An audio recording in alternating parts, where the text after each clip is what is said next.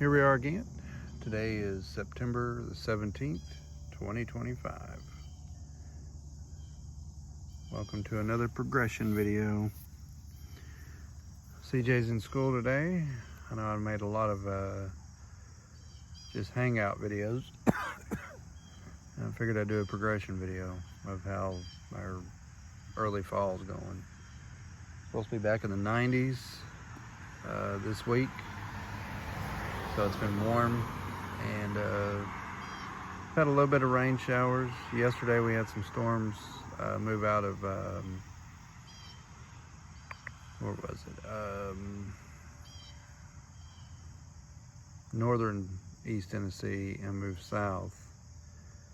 We have an area of low pressure that has hit the, well, not hit, but has moved onshore from the Atlantic.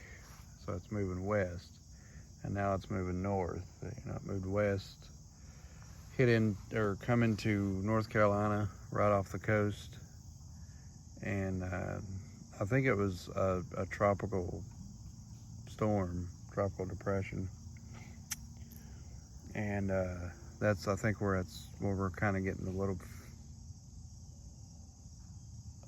some of our rain from. We're on the west side of the low, so we're in the good part of the low. So the tornado risk is to its east, northeast. So we won't see anything like that.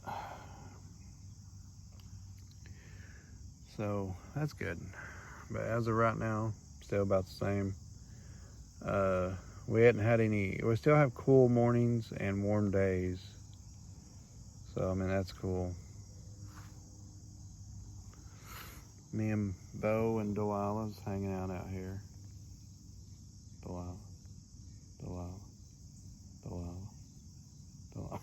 She says, I don't want to be out here.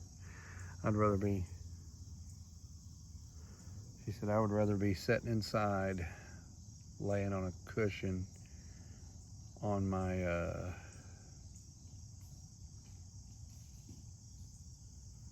what was that? Did you hear that? Are you gonna get it? Delilah, what was that? What's your problem? But anyways, other than that, out there towards Nebraska, North and South Dakota, hold on.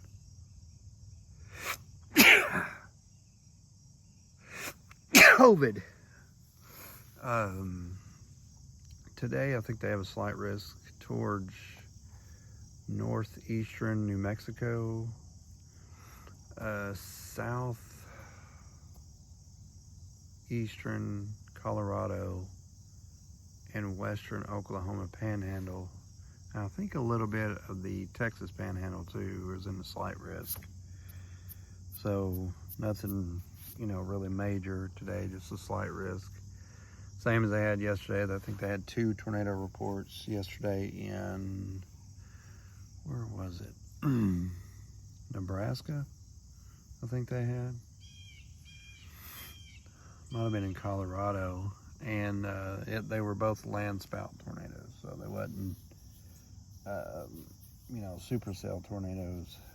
They had some, some brief spin ups, land spouts. And that's about it. Now the day before, they had a full-fledged tornado outbreak. They had in South and North Dakota. They had what do they call it? Supercell, cyclic, something, where it produces multiple tornadoes out of one supercell. And I had 22 reports of tornadoes going through, what was that?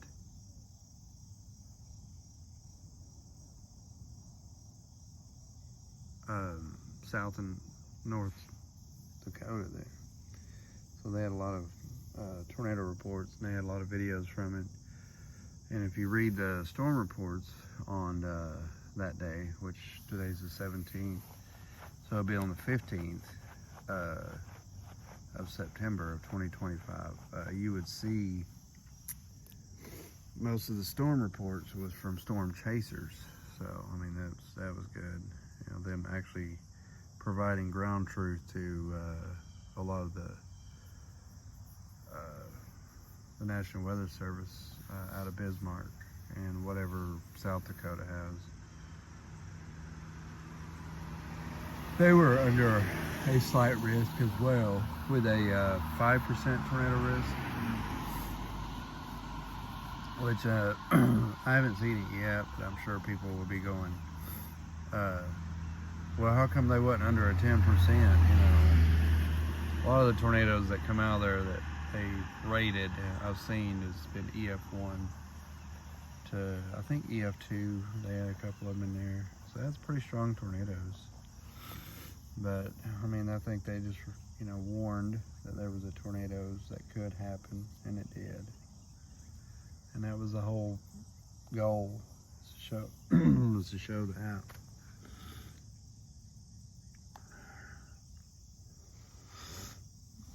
Not to, you know, place blame, you know, oh, well, but, you know, National Weather Service is not magic. You know, they can only go by what models say. You know, you can't go, models only show so much. So it doesn't show everything.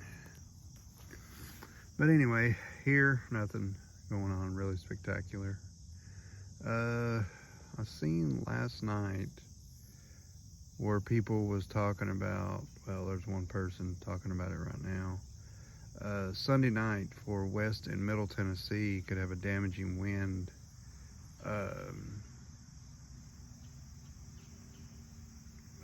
Risk. And I'm not sure, I haven't seen anything from the National or the Storm Prediction Center talking about any kind of future risk. You know, today's Wednesday, tomorrow's Thursday, so you got Wednesday, Thursday, Friday, Saturday, and they're talking about it for Sunday night, so that's almost 5 days away.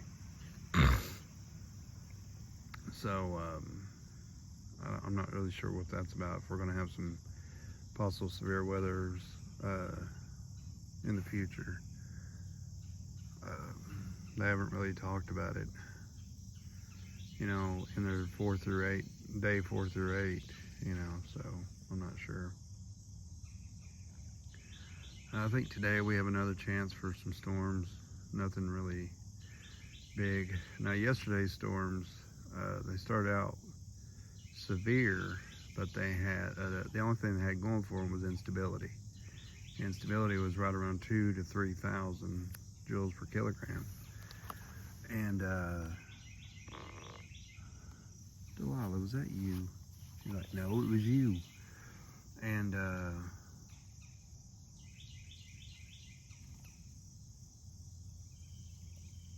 what else?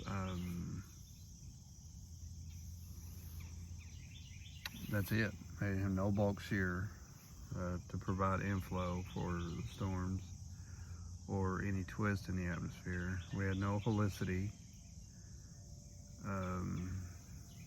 So no upper level support. No 500 millibar, 8, you know, nothing, 300 millibar, nothing. No upper level support for storms, just instability. So when the storms fire, they move south, and they become outflow dominant, and the air ahead of them, you know, they gusted out, you know, cool, dry, rain-cooled air ahead of it and choked itself off. So they died out pretty quick. They went severe up into northeast Tennessee, and then they started moving south, and that outflow, you know, choked it off, and it died out pretty much. The only thing we had here was some heavy rain. Even the lightning production went off. We didn't have none. We had no lightning, just some light rain. That's about it. So we hadn't had We hadn't had no deep digging trough, you know, yet. So it looks like the trough. Well, we've also had what they call an omega block over us for the last week and a half. So the storm, that's the reason that the plains, the northern and central plains, has had severe weather. Usually when we get an omega block, they get severe weather just about every day. You know, all them storms coming in, they dig down into the plains. They come off the Rocky Mountains, dig down in the plains, and go up and over that omega block, which is a ridge of high pressure. So it, you know, you can see where it, that's the reason all the storms are going up and around us. Now you can still get rain develop within the omega block, but you have no upper level support. You have no trough. You have no jet streaks. You have no bulk shear or helicity that can get down into, you know, you can't get a mass response for the low pressure to happen. So you can't get all that stuff within a high pressure. So, you know, you can get evening storms that fire from the heat of the day. You know, you get the surface-based instability built throughout the day, and then that's pretty much it. Bo, they're like, are we gonna go in? Oh, let's do our usual tour. Oh, let's start down here. Our lawnmower's tore up. I had to tow it from down there on that side of the yard, on the other side of the yard, all the way around and all the way over here with the John Deere. Ugh. Looks like the drive belt come off of it. And I put it back on, but it didn't stay. See how this stuff looks. All the grass and the leaves are still green. So we're not moving into fall just yet. So, I mean, that's kind of sort of a plus. Just a while that. She fits perfectly right on the other side of that tree where you can't see her. You can see the banana tree, still looks beautiful. No hard freezes to kill it off.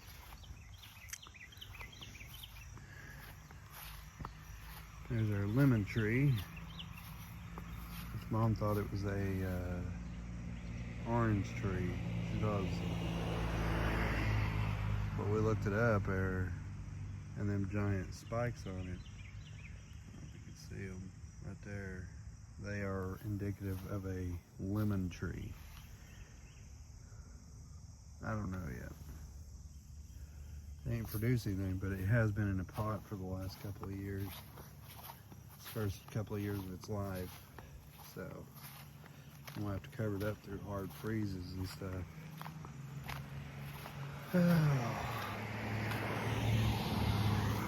Here's our mist. We'll have to keep it on when everything dies out. When we actually first start getting our cold weather. I went around them berries the other day. It looked like I had a bloodbath on me.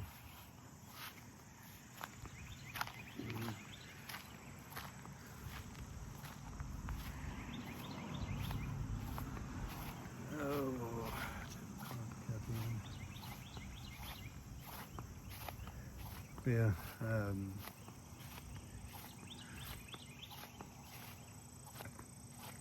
see right down here. Here's our, which if you look, how much rain we've had, we're actually starting to get a lot of strawberries popping out. Cucumbers, I think, are done for. They're all dying. And then the tomatoes are still going strong. They're actually starting to turn red. A lot of tomatoes, some of them are rotten. Some of them took a hit. Morning glory is still doing good until they spray them.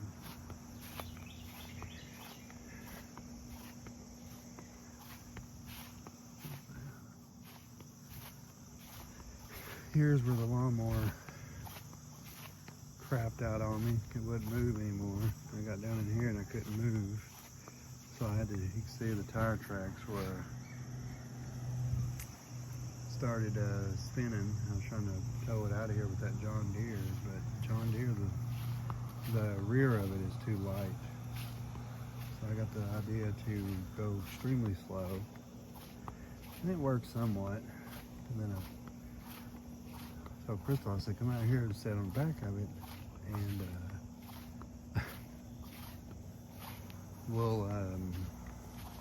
I'll put some weight on the back. Well, that worked a little bit, but I didn't know it. But there's Ollie. There's Wrinkles. Ollie. Ollie. We're watching you. I don't care.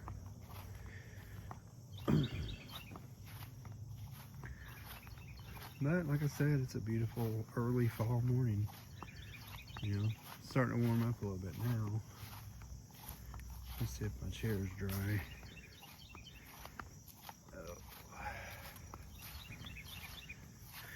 Oh. Yep, it's dry. Didn't take much to dry on in the. Oh my Lord, it's Bojama. But the leaves are falling. You know, usually wind causes the leaves to fall. Oh, I've been doing a lot more analysis of the neighbor, Brian. But I've been doing a lot more analysis of different weather model, or not weather models, but weather maps and parameters to try to understand them more. And I've actually made some pretty good progress. I don't know if I told it in one of my videos, but I found out how to tell storm direction, the mean winds, by the 700 millibar. Looking at the wind barbs, it tells you what direction the storms will be moving out of, which way the wind's blowing, the direction, you know, because upper level winds will control a storm. They tell you what direction they're going. And see, I never knew that. What do you call it? I would. You see a storm moving and you just have to hit play on the radar to see which way it's moving and hope it don't change direction. Like if it's moving to your south or something like that, you're like, you know, is it going to come right to me there? I remember, I think it was this past year, we had one lone supercell that moved out of West Tennessee and had multiple tornado warnings on it, and it moved east. It was right near, first started out down near the Mississippi-Tennessee border. Then it moved right along, just due east, right along the border all the way. Tennessee, Alabama, Tennessee, Georgia. Well, then it took a northeast route right toward us. And I thought, well, crap. Even coming home from, I think we come home from Walmart, and you can see it on the right side of the car. You could see it, and it was coming right to us. And of course it died out, but you know, I didn't know what direction it was going. If I knew how to read the mean winds, I would have known that it was going to take an easterly course and then a northeasterly course. And of course I can't find that day. I guess when stuff like that happens, I need to take a picture of the date on the radar and stuff and say, okay, that way I can remember that day. You know, that way I can watch anything I want to, you know, do.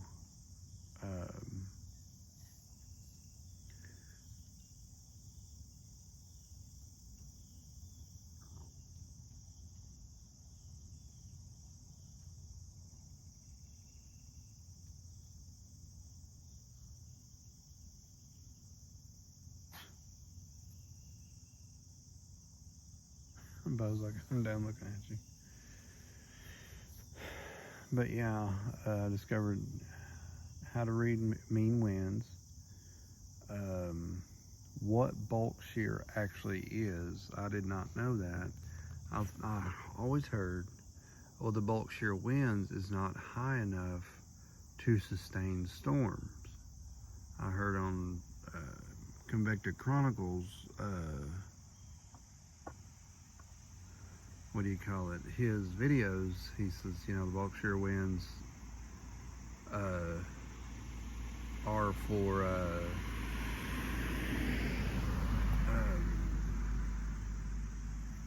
what do you call it?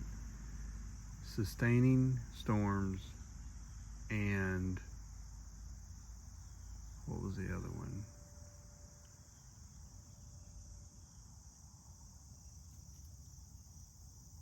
Sustaining storms, I think, but I didn't know why. So, and I found out, well, bulk shear winds are the difference between the lower level winds and the upper level winds in different directions. So if you have a 20 knot wind moving east and then you upper level winds, you have a 20 knot moving west, you have 40 knots of bulk shear. That's the spin. That's what creates the spin. Also, it feeds storms inflow to sustain them and to organize them, because that's what a supercell has, is inflow winds being driven into the storm. That's what makes them organized and what also feeds them, plus the instability too. And I'm like, oh, I did not know that, you know. So it creates it's winds with height, you know, at different directions, you know. It gives it anything above 35, you can get some good inflow. So that's the reason I discovered that.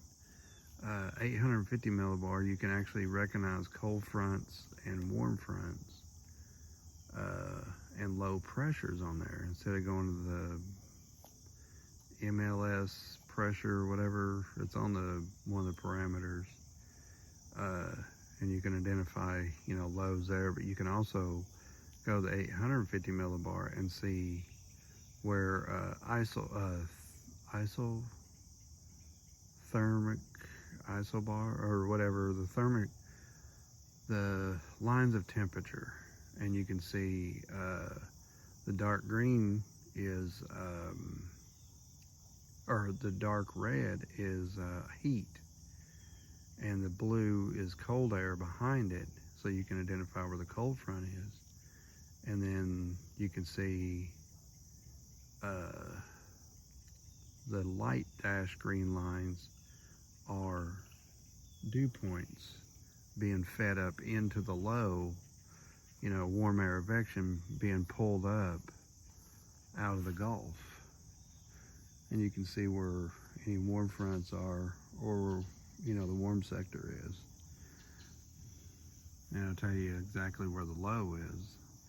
And then also you can go to surface observations and see what, where you can see any kind of wind shifts, also dew point drops. So that's a good way to look too. It'll tell you where a front is. But see, I didn't take the time to look at that stuff. And then realizing, you know, before, fuck you looking at? Before I would look at certain parameters. Okay, let's do the parameter. What do you call it? Go away, bug. The parameter tour. First thing I'd look at would be the instability. Okay, surface base. Then you have surface base instability, mixed layer, lapse rates, you know, low level and mid level. Okay, all of them are good. Okay, then you look at the significant tornado parameters. Okay, they look good. You know, the bulk shear and the helicity. You know, you look at all that was the things I looked at. You know, because I knew that was the ingredient plus the moisture. But a lot of the things, if you have 35 knots of bulk shear, well, you're going to have inflow, so storms will sustain themselves and intensify because they're getting that warm, moist air. The inflow from the bulk shear coming into the storm, it'll sustain them a little bit longer. Plus, they can get more organized the higher the shear is. Plus, I realized what shear is there. Shear is turning with height, but I thought that had to do with helicity. You know, I don't know. There was a lot that I didn't know that I'm discovering, and I'm learning more and more about it. So, kind of getting a grasp on more maps of and parameters on what they mean and stuff. So that's what I'm trying to get. So, but I'm getting a grasp on that. And before long, you know, you can look at weather models and actually kind of get an idea on, you know, what you can get. The only thing is, you just got to have the patience to look at the weather models. That's my problem, is I don't have you know, I want to look at them quick, and I don't want to look at all of them because a lot of them I don't even know what they are, you know. But you can look at like NAM, GFS, and on the day of the HRRR and stuff like that, and kind of get an idea. Plus, there's some other ones, European model and stuff like that, that kind of shows, you know, and compare all of them and say, well, this one's showing this. And I hear a lot of storm chasers saying, you know, well, I like this model better because it shows more severe weather. And if you're not, you know, and I'm thinking, well, if all of them's inconsistent, let's say every one of them is showing the bulk shear and high numbers except one. Or no, let's say all of them showing low bulk shear numbers except one. Let's say all of them are showing low helicity numbers except one. And it's the same one. Let's say all of them are showing no instability except one. Well, they're going to like that one because it's showing, you know, them getting some severe weather. And I always thought, well, if all of them are consistently showing low numbers, you know, they're pretty consistent in it except that one, you know. Then you have to look at other models, the next model run, and compare them and see if it's progressed or if it's, you know, if they went away, you know, the parameters went away. But I kind of know what to look for now. You know, so, and comparing different models, I'll have to do that. So, I'll have to start learning to do that so I can predict severe weather for our area a little easier, you know. Oh, but anyway, I just figured I'd share that piece of knowledge that I'm getting better and better at, you know, the day of parameters.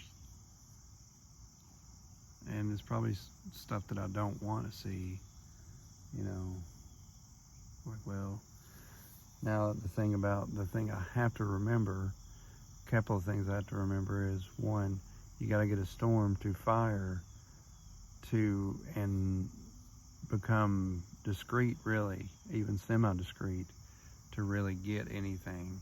And also, tornadoes are small. They're not large, not here. Usually, you don't get very large tornadoes except possibly during super outbreaks, so, or even outbreaks. So, you know, you can't hold that and say, well, we're definitely going to get a tornado. Well, you can't always say that. Well, anyway, I've yammered on long enough and showed, you know, the different things going on around. I know I talked the last couple of minutes about myself, of course. Like every video you do that. Well, I don't know. I just try to get my weather knowledge up. I'm still learning myself. I remember during the 2011 super outbreak, we ran outside and the sky was like orange juice. It was so orange, and we was looking around for anything. And Crystal, my wife, she told Lou and Kathy, our friends we was with there, because we was gonna go take cover from the tornado that was supposedly coming in. And she said, Chris knows a lot about weather. He can tell us what's going on. And you know, I think about that now, and I think I didn't know nothing then. You know, so I didn't have a cell phone then. I didn't have nothing to really, you know, go by. I didn't have no weather parameters like I have now. So I had nothing. I knew nothing, you know. So I couldn't do that. I didn't know it much. So, but she had a lot of confidence in me that I did. But anyway, as CJ would say, and I would say together, say goodbye to the dogs for now and the outside. And I will see you